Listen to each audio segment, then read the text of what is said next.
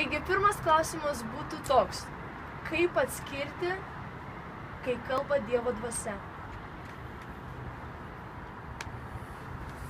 Kaip atskirti, kai kalba Dievo dvasia? Raštas sako, kad ne kiekviena dvasia tikėkite, bet ištirkite dvasias, ar jos yra iš Dievo. Nes žmonės daug girdi balsų, ir ypač tie, kurie nori girdėti balsų, ir ne kiekvienas balsas yra iš Dievo. Todėl mes turime be abejo patikrinti. Per mano 30 metų patirtį aš tikrai galiu pasakyti, kad mačiau ir įvairiausių nukrypimų, įvairiausių paklydimų, superdvasiškumų.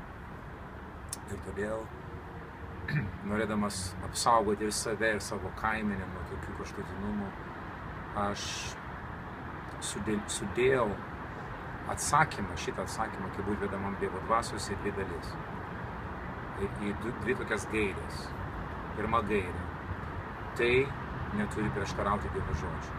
Dievo žodis tai yra šventosios dvasios produktas. Dievo žodis įkvėptas Dievo dvasios. Dievo dvasia nuo žodžio nesiskiria. Kitas dalykas, kita gairė, tai yra braižas.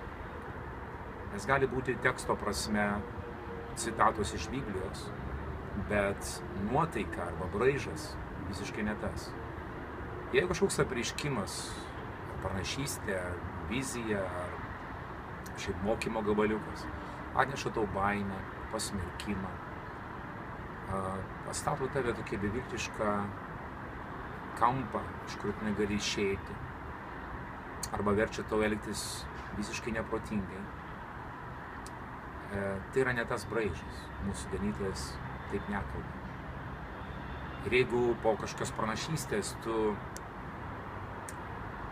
turi daugiau klausimų negu atsakymų, taip pat Viešpats taip neveikia.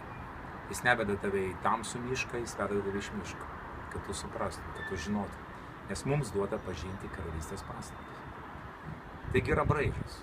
Ir kaip pavyzdį aš galiu pateikti tiems, kurie žino biblinės istorijas, kai Paulius kartą eidamas išgirdo, kai kita moteris šaukė ir rėkė, sako, šitie žmonės yra aukščiausio Dievo tarnai. Jis skelbė mums išgelbėjimo žinią.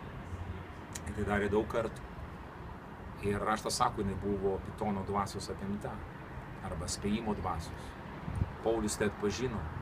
Pagal tekstą jinai sakė tiesą, bet braižas ne tas.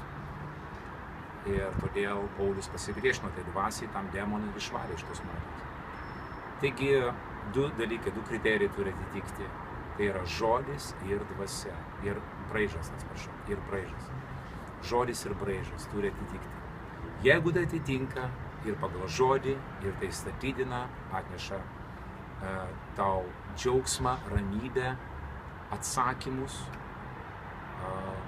tai panašu, kad Dievas kalba.